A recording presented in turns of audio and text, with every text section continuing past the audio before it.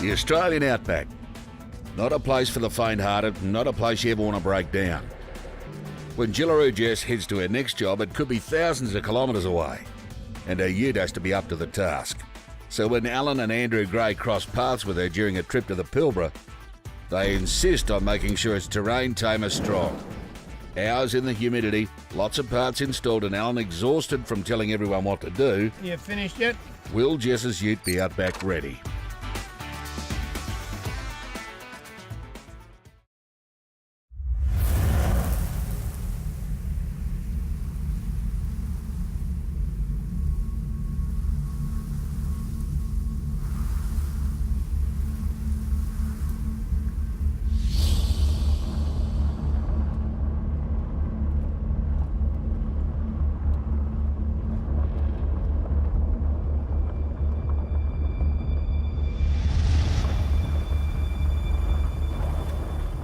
Come on, Al, it's been 3.5 weeks, mate. I think it's time to head for home.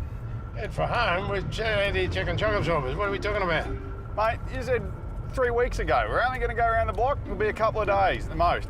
Yeah, A heap of stuff to do at home, mate. I don't have time for this. I think it's time to go back. Whinge. Look, I just want to check the shock ups. Let's say one, you go one last time? That's what you said. That's what you said 3 weeks ago, mate. Yeah, I know, but I'm pretty accurate with my figures. I know you muck around a bit, but I want to... Yeah, right. Look, just one more time. You're only going to stop one more time. Just, All right, just one pull last up. time, mate. Just pull up here a bit. No. Old people hard to please. Like me, How'd mate. you get? Help me get. A few weeks ago, Uncle Alan rang me up and said, "Oh, do you want to go for a lap around the block? We just want to take off for a few days and do a bit of product testing. You want to come with me?" I said, "Yeah, no worries." That was about 3.5 weeks ago now. Place muck around. Okay, I'll just stay there and I'll just do these temperatures for one last time. Yeah, well, I'm looking at the temperature gauge, doing my part of the job, and next minute, poof, there's just a cloud of dust and he's gone. Oh. Where's he going? Spending 3 weeks in the car with Alan's enough to test anyone's patience, I reckon. Where are you going? It's going to keep me going for half an hour, isn't it, out here? Like I'll die of thirst. That'll teach him. Suppose I can walk into town, whichever way town is.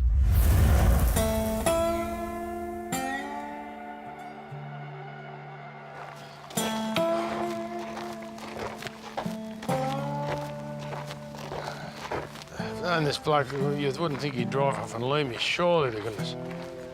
But he's no cranky coot, but I didn't think he's that cranky. Guy could die out here. I'll catch up with him, I'll wring his blooming neck.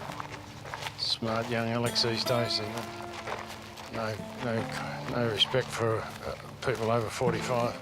So I'm getting pretty bad, I'm getting pretty hot. I've been trudging along for goodness knows how long. It's probably only 10 yards, but it's held like 10 miles. And this four-wheel drive comes tearing up. Don't tell me. Oh, a car! I could stand in the middle of the road, it's only a Mirage. So I stepped to one side and blown me down. Mirage, there's a girl driving the fool of a thing, and it's real. It's driving me fingers, not even a bloke, it's a Sheila. How you going? Are you okay?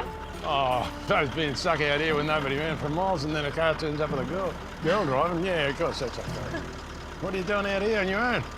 Oh, nah, I'm always driving on my own. Next week I'm going 2,000 Ks. What are you doing out here on your own? Oh, I got dumped. I don't know why I got dumped. I haven't worked that out yet, but I got dumped.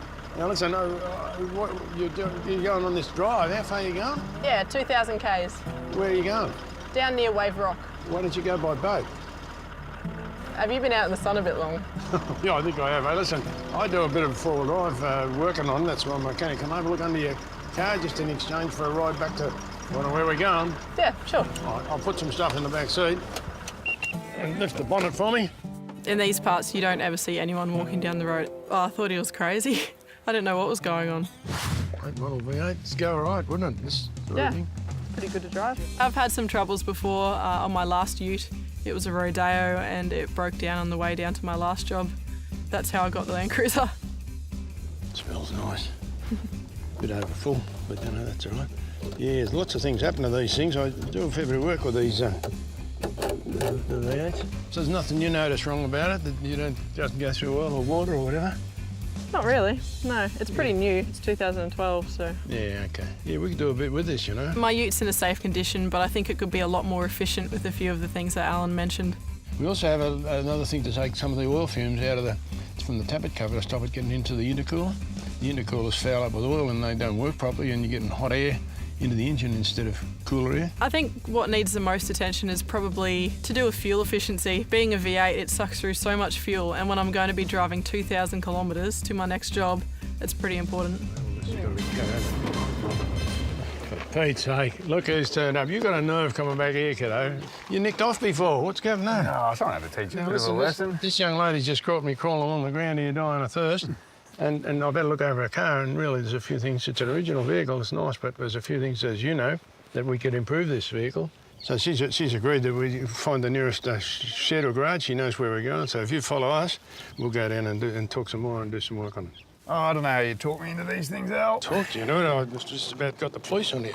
He had the fuel card, so I figured I wouldn't get much further anyway if I didn't go back and get him.